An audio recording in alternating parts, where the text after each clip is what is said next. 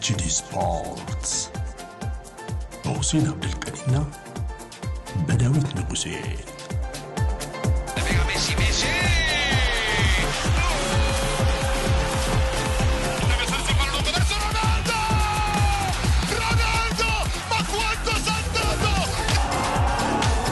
Champions again!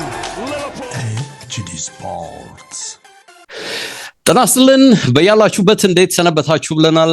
ኤችዲ ስፖርት መጥቷል። ሐሙስ ከሰዓት ላይ የምንገናኝበት ፕሮግራማችን ነው።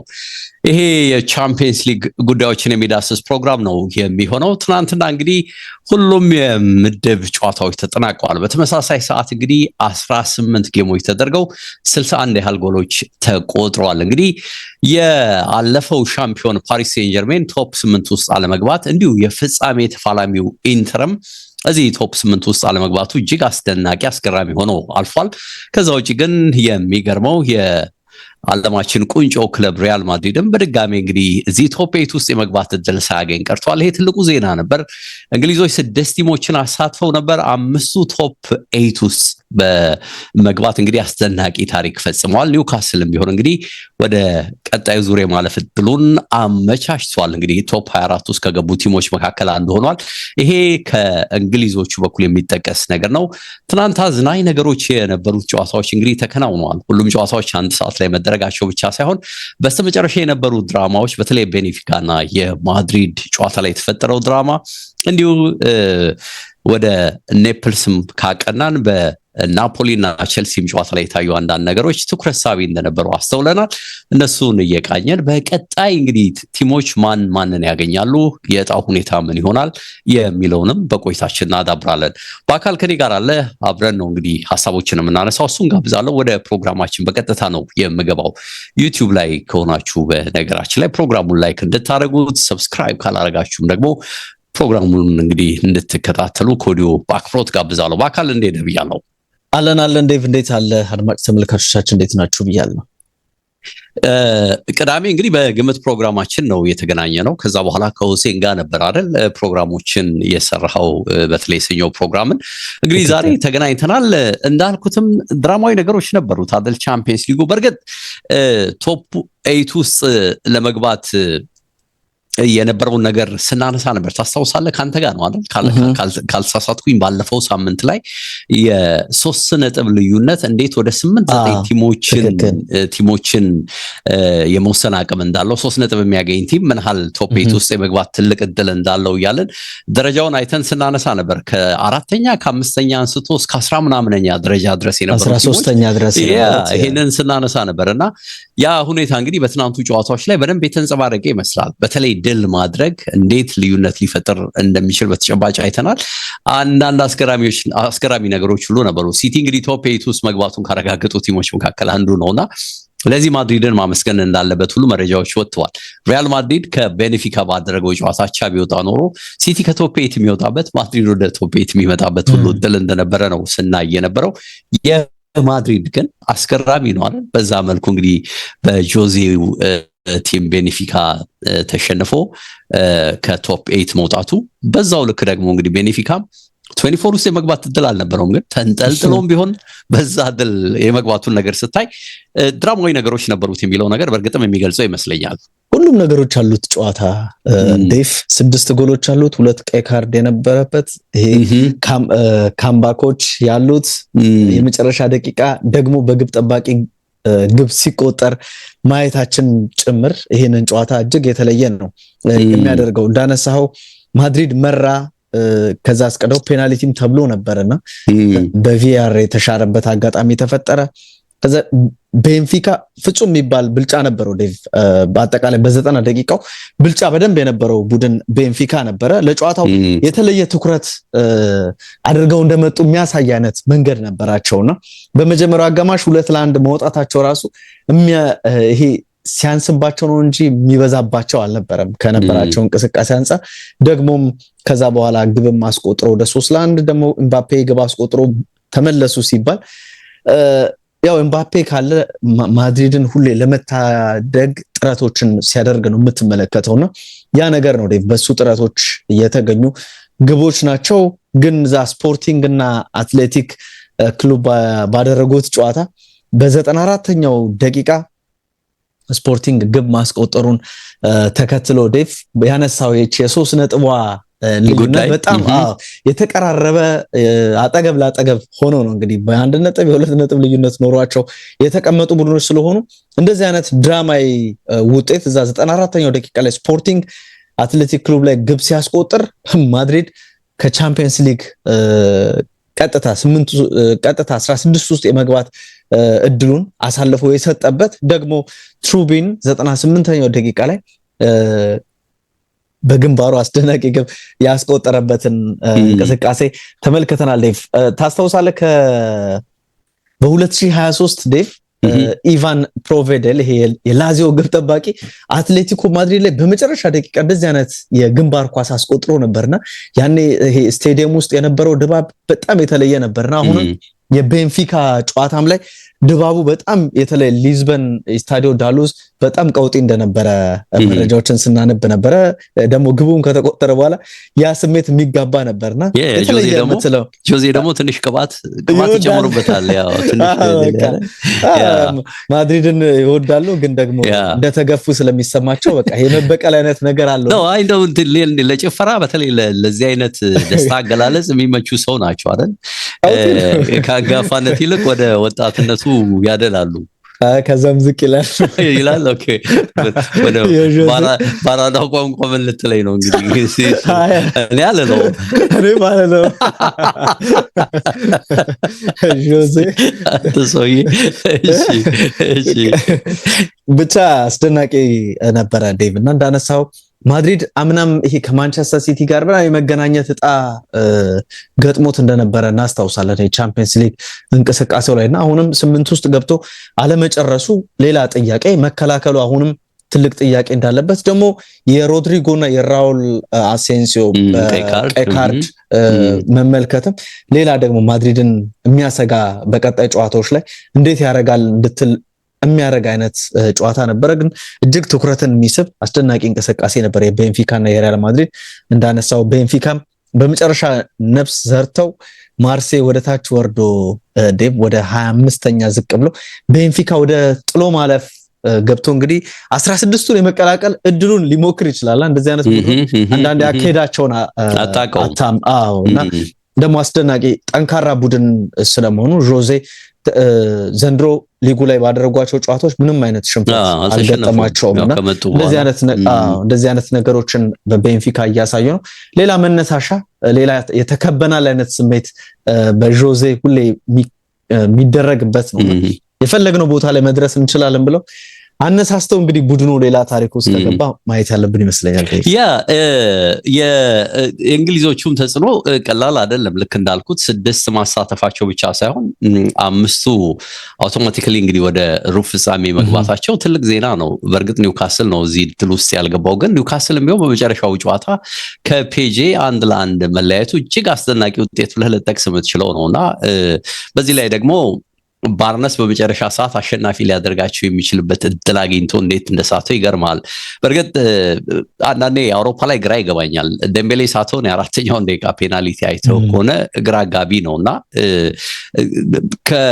ምንድነው ከኒውካስሉ ተጫዋች የእጅ ኳስ መንካት በፊት ራሱ የፔጂዮ ተጫዋች በእጁ ኳስ የደገፈበት ሁኔታ አለ። ግን እጁ ከፍ ብሏል ብሎ እይታ ውስጥ የገባው የኒውካስሉ ተጫዋች በእጅ መንካት ነውና ፔናልቲው አንዳንድ ጊዜ ራሱ ሲሳቱ ስታይ ይሄ ጀስቲስ ፍትህ የምትለው ነገር ራሱ የሚንጸባረቅ ይመስላል አንዳንዴ በእግር ኳስና አውሮፓ ላይ ይገናል። አንዳንዴ መግነኑ መንገድ ደግሞ ግራ ይገባልና በእርግጥ ፔጄ ያምናው ፔጄ እንዳልሆነ በደንብ እየታየ ነው። ልዩነቱ ይታያል። በነገር ላይ በማጥቃታቸው አፕሮች ይታያል። በተጫዋቾቹ ኳሊቲ መውረድ ይታያል። በብዙ መንገድ ይታያል። ክቫራትስኬሊያን በዚህ ላይ እንግዲህ በጉዳትም ያጡበት መንገድ ለነገሩ ትናንት አስገራሚ 1-2 ጉዳቶችም ተፈጥሯል። እሱ ብቻ ሳይሆን ፍሪምፖንግ ሊቨርፑል ቤት የተጎዳ፣ ዶኩ ቼልሲ ቤት ሲቲ ቤት የተጎዳ ተጫዋች አሁን ደግሞ እንዲሁ ፔጄ ቤት ይሄው አይነት ጉዳት መከሰቱን አይተናልና የእንግሊዞቹ አፈጻጸም ይገርማል። ቶተናም ባልተጠበቀ መልኩ እንግዲህ የት ነበር ወዲያው እንዴት 3 ነጥቡ ትልቅ ልዩነት አምጥቶ ቶፕ 4 ውስጥ እንዳመጣው ስታይ ወደ 4 ነው እንግዲህ ተምዘግዝጎ የመጣውና አስገራሚ ነው። ይሄ እንግዲህ የአንድ ጨዋታ የጨዋታ ውጤት ምን ያህል ለውጦችን እንደሚያመጣ በትልቁ ነው ያየነው። ግን ትልልቅ ቲሞች አሁን የፔጅን ጉዳይ ያነሳን እንጂ ማድሪድን አንተ ጠቅሰሃል። አትሌቲኮ በተመሳሳይ መልኩ እዚህ ደረጃ ውስጥ የምትጠብቀው ነው። ከጀርመን ሌቨርኩሰንን ልጠብቀው ትችላለህ። ዶርትሙንድም ቢሆን ሊታማ አይችልም። ጁቬን ከጣሊያን ትጠብቃለህ። እነዚህ ሁሉ የሉም እና በጣም አስገራሚ ነው። እነዚህ ሁሉ እንግዲህ ቶፕ ኤይት ውስጥ አልገቡም። በእርግጥ እንግዲህ በጥሎ ማለፍ እድላቸውን የሚሞክሩበት ወደ 16ቱ ደግሞ እንግዲህ የደርሶ መልስ 2 ጨዋታ አድርገው የሚመጡበት እድል አለና ይሄም ትንሽ አስገራሚ ነውና ይሄን ግብ ጠባቂ በነገርህ ላይ እንግዲህ ማድሪድ ላይ ጎል ያስቆጠረውን ግብ ጠባቂ ትሩቢን ነው የሚባለው አይደለ? እንግዲህ 7ኛው በቻምፒየንስ ሊግ ታሪክ የሰራ ግብ ጠባቂ አድርገውታልና ከግማሽ ሜዳ አልፎ ኳስ አልነካም። የመጀመሪያ ተቹ ነው እንግዲህ ወደ ጎልነት የተቀየረው። በቻምፒየንስ ሊግ ታሪክ እነሱ እንግዲህ 7 ተጫዋቾች ከዚህ በፊት ጎል አስቆጥሯል በሚልም ያነሱበት ሁኔታ እንዳለ አይቻለውና ግን የእንግሊዞችን ጉዳይ ሳነሳ ይሄን ተጫዋች ልተውና በተወሰነ መልኩ ያንንም ጨዋታ ስለዳሰስ የቼልሲዎች ፕሮግረስ አስደናቂ ሆኗል። በእውነትም እዚህ ቻምፒየንስ ሊጉም ላይ ስታይና አዲሱ ኮች ተጽዕኖ ቀጥሏል።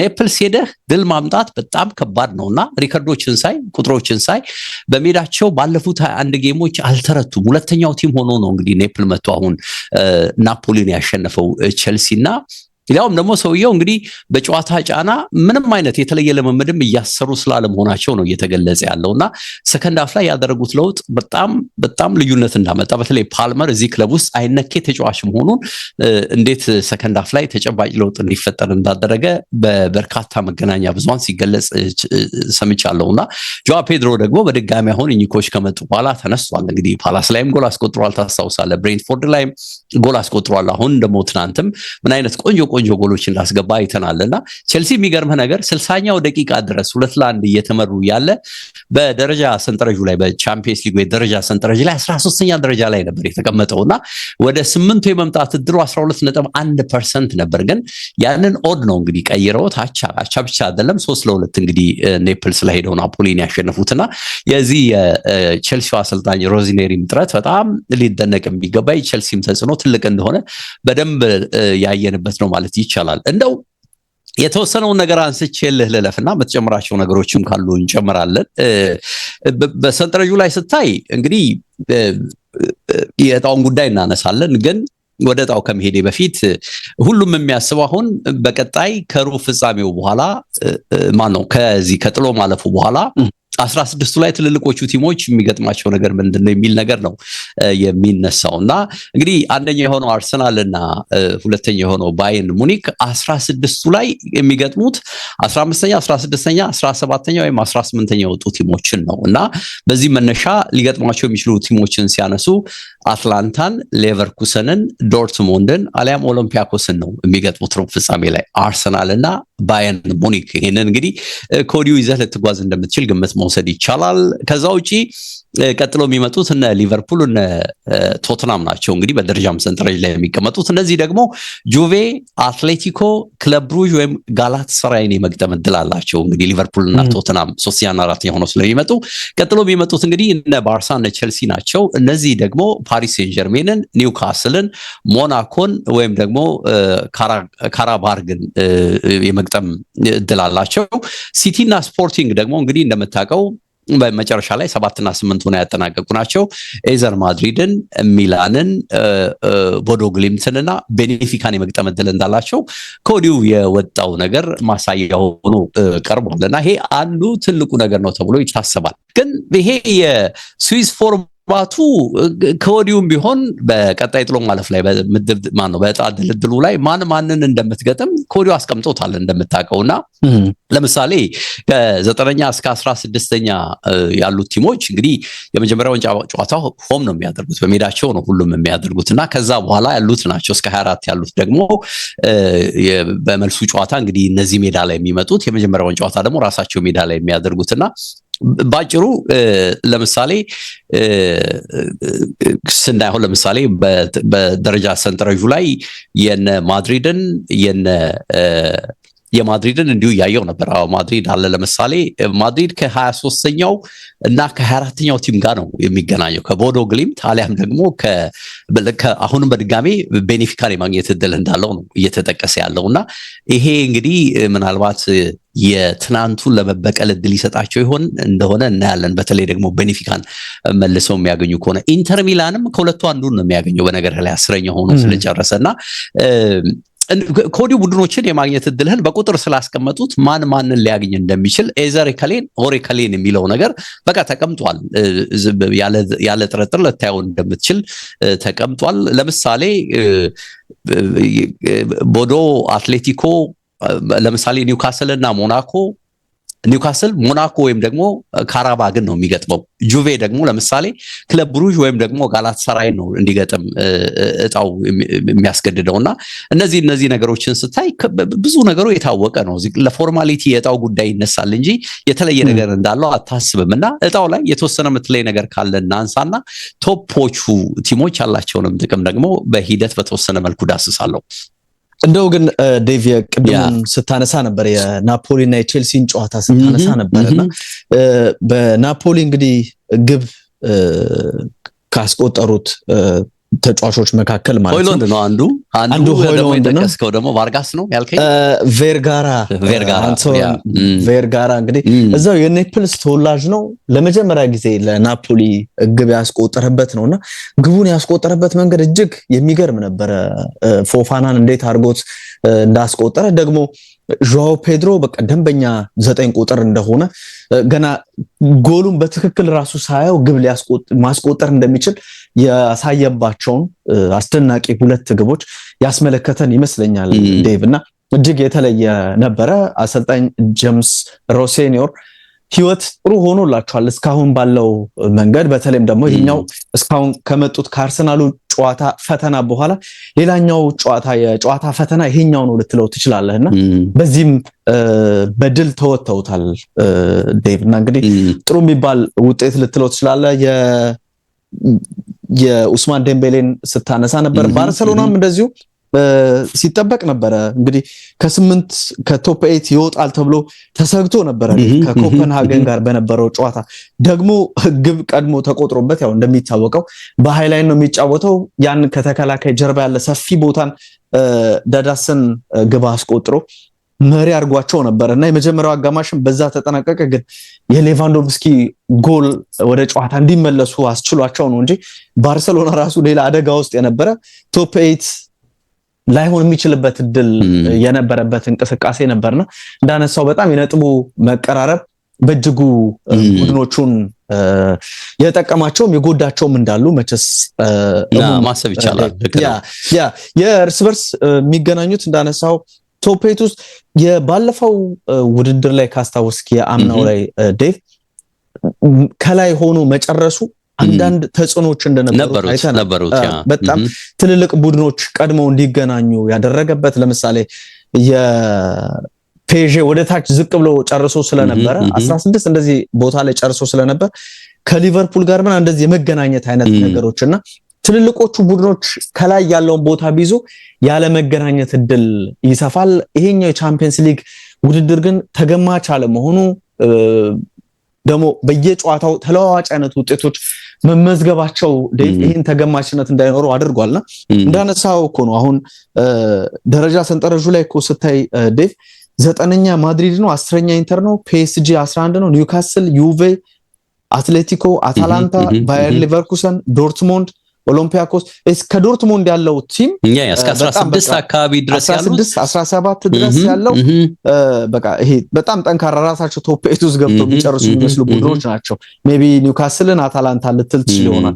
ከዛ በኋላ ያሉትን ቡድኖች በቃ ለማግኘት እድሎችን መሞከር ምናምን እንደዚህ አይነት ነገር የሚያስፈልጋቸው ነው። በዚህ መሃል ደግሞ እንደ ማድሪድ ምናምን አይነት ቡድኖች ተጠቃሚ ሊሆኑ ይችላሉ እንዳልከው ቦዶ ግሊምት ዛቤንፊካ አካባቢ የሚገርመው አሁን ቦዶ ግሊምት የሚባለው ቲም እኮ አስገራሚ ነው ሪከርዱን ያያው አትሌቲኮን አሸንፏል ሲቲን አሸንፎታል ኦፍ ኮርስ ሜዳው ሲንቴቲክ ነው ህዝቡም ትንሽ ነው ምናምን የሚባል ነገር አለ ከቶተናምም እንዴት ድሮ እንዳደረጋ አይተናልና እንግዲህ ኢዘር ማድሪድ ወይም ኢንተርን ይገጥማል እንግዲህ ወይ ደግሞ ቤኔፊካ ነው እንግዲህ ኢንተርና ማድሪድ ሌላው ሊገጥም የሚችለው ቲምና አንዳንድ ጊዜ አንፕሬዲክትድ የሆኑ ነገሮች ሊፈጠሩ ይችላሉ የኖርዌይ ቲም የመምጣት እድሉም ሰፊ ሊሆን ይችላል ግን እንዳልኩት ነው ትልልቆቹ ፌቨርድ የመሆናቸው ነገር በዚህ ላይ የመልሱን ጨዋታ ሜዳ ላይ ነው የምታረገው ምክንያቱም እንግዲህ ከ9 እስከ 16 የጨረሱት ቅድሚያ እድል አላቸው ሲድድ ናቸው ነው የሚለው ኦሬዲ ተመድበዋል የቅድሚያ ጨዋታ አዌወተው ይጫወታሉ የመልሱ ሜዳቸው ላይ እንደሚያደርጉ ነው የምታየውና ቀጣይ ተጋጣሚያቸውም ጭምር እንግዲህ ታውቋል ባልነው መነሻ ማለት ነው እንዳልኩት አሁን ለምሳሌ ኒውካስል ሞናኮም ካራባግን ነው የሚገጥመው ጁቬ ክለብ ብሩዥ ወይም ደግሞ ጋላታሳራይ ነው የሚገጥመውና የሚታወቁ ነገሮች አሉና ግን ያም ሆኖ ማን ነው ወጣው የሚለው ነገር ይታወቃል ከሱ ውጪ ኢንትረስት የሚሰጠው ምናልባት ቅድም ስትጠቅስ ከነበረው ነገር ዘንድሮ ለየት ያለው አዎ ማሸነፍ በገቢ ረገድ ይዞልህ የሚመጣው ጥሩ ነጥብ እንዳለ ሽልማቱ ከፍ ያለ መሆኑን ታያለህና ከዚህ መነሻ ኢቨን አርሰናልም እንዴት ናንተ ሰከንድ ሬትድ ቲሙ ቢሆንም ግን እንዴት ቶፕ ቲም እንደሆነ ራሱ ዝም ብለህ አሰላልፉን ስታይ መናገር ይቻላል ኦፍ ኮርስ እና ማሸነፍ በገቢ ረገድም የሚሰጥህ ሙሉ የተቀመጠለትን ሽልማት እንድትወስድ ያደርጋልና ከዛ ውጪ እንግዲህ በስነ ልቦናም ረገድ አርሰናሎች ከሰሞኑ የሚነሳ ጥያቄ ስላለ እሱንም መፍትሄ ለመስጠት በተለይ አጥቂዎቻቸው ጎል ሲያገቡ ይሄ ነገር ይቀረፋልን ብለ ስለምታስብ ይሄ ነገሮች ጥቅም ናቸው ብለ ትላለ ግን ከዛ ውጪ ትልቁ ነገር ይሄ አሁን ዘንድሮ ፎርማቱ ካምናውም ለወጥ እንዲል ያደረገው የምትለው ሩብ ፍጻሜ ላይ ለምሳሌ እነዚህ ቶፕ 8 ሆነው የጨረሱ ቲሞች የመልሱን ጨዋታ ከተጋጣሚ በተሻለ መልኩ ሜዳ ላይ ነው የምታደርገው ሁለተኛውን ጨዋታ የምታደርገው የትኛውንም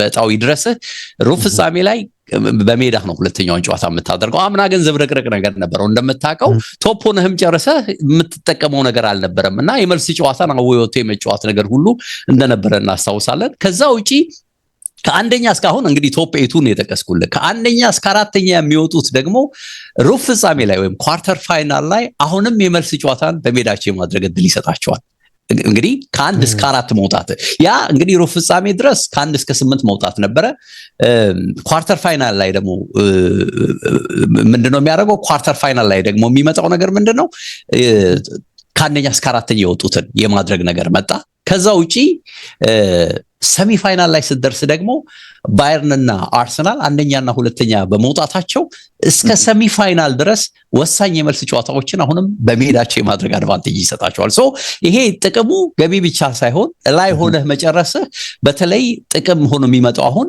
ወሳኝ ጨዋታዎችን በተለይ የመልስ ጨዋታዎችን ከየትኛውም ተጋጣሚ ስትገናኝ በሜዳ የማድረግ እድልን ይሰጣልና 16 ውስጥ ቶፕ 8 የወጡት ይጠቀማሉ 8 ውስጥ ቶፕ 4 የወጡት ይጠቀማሉ እስከ 4ቱ ድረስ ደግሞ ቶፕ 2 የወጡት ይጠቀማሉ ስለዚህ አርሰናልና ባየር እንግዲህ እስከ ሰሚ ፋይናል ድረስ በተለይ ቁልፍ ጨዋታቸው ሜዳቸው ላይ ማድረግ እድላላቸውና ይሄንንም ነው እንግዲህ አንዱ አድቫንቴጅ የሰጠው ካምናው በተለይ መልኩ ልምድ ተወሰደበት የተባለው እንግዲህ አውሮፓ ቻምፒየንስ ሊግ አዲሱ ፎርማት በዚህ ረገድ ነውና ጥቅሙ ትልቅ ነው ብለህ ልታነሳ ትችላለህ በርግጥም እንግዲህ ቲሞች እንዴት ነው ይጠቀሙበታል ወይ አይጠቀሙበትም ወይ ማየት እንችላለን አምና እንግዲህ የግድ ቶፕ 4 ውስጥ ወይም 8 ውስጥ መጨረስ ለዋንጫ እንደማያበቃ ፍንጭ ሰጥቶናል ያየነው ምንም ጥርጥር የለውም ካምና የወሰድነው ልምድ ይሄ ነውና ዘንድሮስ ምን ይሆናል የሚለው የሚታይ ነው የሚሆነው ግን እንዳልነው የእንግሊዝ ቲሞች አሁን በርከት ብለው ወደ ላይ የመጡበት ሂደት አለ ኦልሞስት 6ቱም አሁን ውድድር ውስጥ ቆይተዋል ባልተጠበቀ መልኩ ደግሞ ትልቅ ቦታ ስታስቀምጣቸው እንደነ ማርሴይ እንደነ ቪያሪያል ምናምን የመሳሰሉት ደግሞ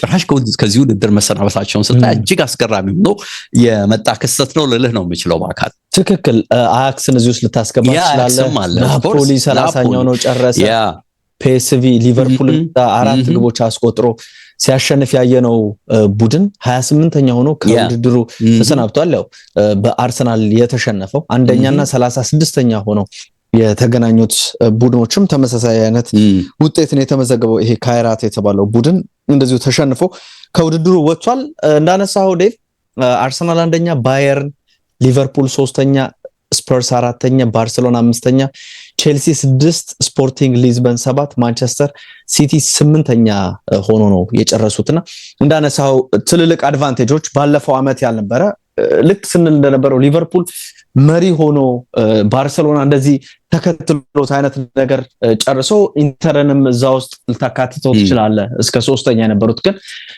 ይሄ ደረጃው ራሱ ሌላ መዘዝ ያመጣባቸው ነበር የሚያስመስል የነበረው አሁን ግን ማፍትያ ያገኘ ይመስላል ሜዳቸው ላይ እንዲጫወቱ እድል ይሰጣል ማን ተቀምጣለህ ዘንድሮ ያልተጠበቀ ቡድን መታስበው አለ ዘንድሮ እንደው ቻምፒየንስ ሊጉን ዝም ብሎ ይሄዳል በለ እንግዲህ ያው ዝም ብሎ እስካሁን የመጀመሪያው ዙር የሰጠን ነገር አለ ቶፕ ሬትድ የሆኑ ቲሞች በውጤትም ታይቷል አርሰናል ባየርን ልትገምት ትችላለህ ባርሴሎናንም ልታነሳ ትችላለህ ያምናው ሻምፒዮን ፔጅ ተመልሶ ይመጣል ወይ እንዲህ ከፍዝቅ የሚለው ሊቨርፑል ዝም ብለህ የምታስበው ነገር አለ የሚታይህ ነገር አለ ያው ፔጅን አሁንም ትገምታለህ አሁንም ፔጅ ወደ ላይ የመምጣት ወይም ደግሞ በደንብ የመፎካከር አይነት ነገሮች ሊኖሩት ይችላሉ ከፔጅ ውጪ ሜቢ ማድሪድም እንግዲህ ቅድም ባነሳው አይነት ነቦዶ አይነት ቡድኖች ካገኘ ዴቭ ወደፊት የመምጣት እድል በደንብ ሊኖረው ይችላል የማድሪድም የቤት ስራ አሁንም ክፍት ሆኖ የሚቀጥል ይመስለኛል ሶ አሁንም ማድሪድንም ፔጅንም ቀላል ግምት የሚሰጣቸው አይደለም እንዳነሳው ማንቸስተር ሲቲ ይኖራል ባርሰሎና እዚሁስ ማካተት ይኖርባል ኢንተር የወረደ ይመስላል ኢንተር ወርዷል ባየርንስ አትገምተው ባየርን ጥያቄ የለውም ባየርን በጣም ኮንሲስታንት የሆነ ቡድን ነው እንዳነሳው ከ8 ጨዋታ 7 ድል አስመዝግበው አንድ ጨዋታ ነው የተሸነፈው እሱም ደግሞ እንግዲህ አርሰናል ነው አይደለ ሶ አርሰናል የበላይ ሆኖ አርሰናል የበላይ ነው ያው ኦፍ ኮርስ ሶ እነሱን ትገምታለህ አርሰናል ባየር ሚዩኒክ እንዳነሳው በወቅታዊ ብቃት አትገምትም ብዙም ሊቨርፑልን ስፐርስን አትልም ግን ባርሰሎናን አትጥለውም ማንቸስተር ሲቲ ሪያል ማድሪድ ፒኤስጂ አይነት ቡድኖች ከፍ ያለ ቦታ ላይ እስከ 8 ውስጥ እንደዚህ ነገር ውስጥ የመድረስ ነገር ይኖራቸዋል ከዛም የሚያልፉት እነዚህ ያነሳናቸውን በደረጃ ሰንጠረዥ ያሉት አርሰናል ባየርን በደንብ ወደ ላይ የሚሄዱበት ለሚኖር ይመስላል ይባረራሉ የሚባሉት አነስሎትስ እንዴት ነው ሳይታሰብ የሆነ ነገር ይፈጥሩ ይሆን እንደዚህ ድንገት ብቅ ብለው አይ እናንተ እንግዲህ እኔን ባሎንሶ ለመተካት ምናምን ውስጡን ስራ እንደምትሰሩ ይጠበቃል ግን ብለው አውሮፓ ላይ የሆነ ታምር ይዘው ቢመጡ ብለህ ነው ብትገምት ነው መጥፎ ግምት ይሆን አላውቅም ምንም ሊታወቅ ነገር ያው ይሄ ጥሎ ማለፍ አይደለ ብዙ ሜንታሊቲውም ይለያል ሁለት ጊዜ አሰልጣኝ ቀይረው አንድሬ ቪያስ-ቦአስን አሰናብተው ዲማቲዮ ዋንጫ ወስዷል ከዛ ደግሞ ፍራንክ ላምፓርድ ተሰናብቶ ቶማስ ቱኸል መተው ቻምፒየንስ ሊግ 2021 ላይ ወስዷል አሁን ደግሞ እንግዲህ አሰልጣኙ ኤንዞ ማሬስካ ተሰናብተው ጄምስ ሮሴኒዮር አሉና መኝም አሰልጣኝ ዋንጫ ሊወስዱ ይችላል እንደዚህ አይነት የታሪክ ግጥምጥሞች አለ የሚል ነገርም አለ ጥሩ ርቀት ሊጓዙ ከሚችሉ ቡድኖች አንደኛው ቼልሲም ሊሆን ይችላል የሊቨርፑል ዴቭ በጣም ለግምት ከባድ ነው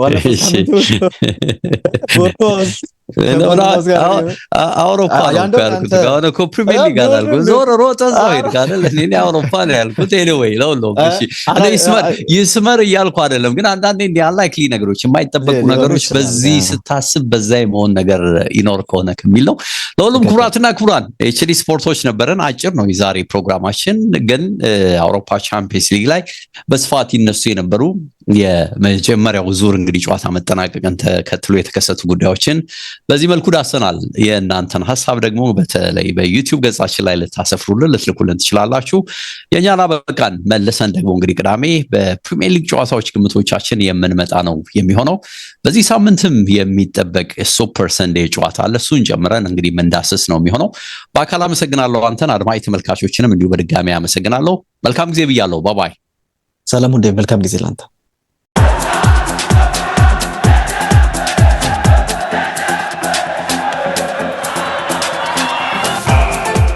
ኤችዲ ስፖርትስ በሁሴን አብዱልቀኒና በዳዊት ንጉሴ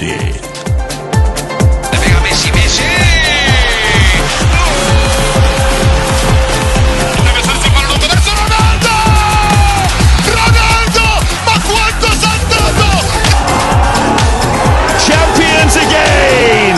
Liverpool! ኤችዲ ስፖርትስ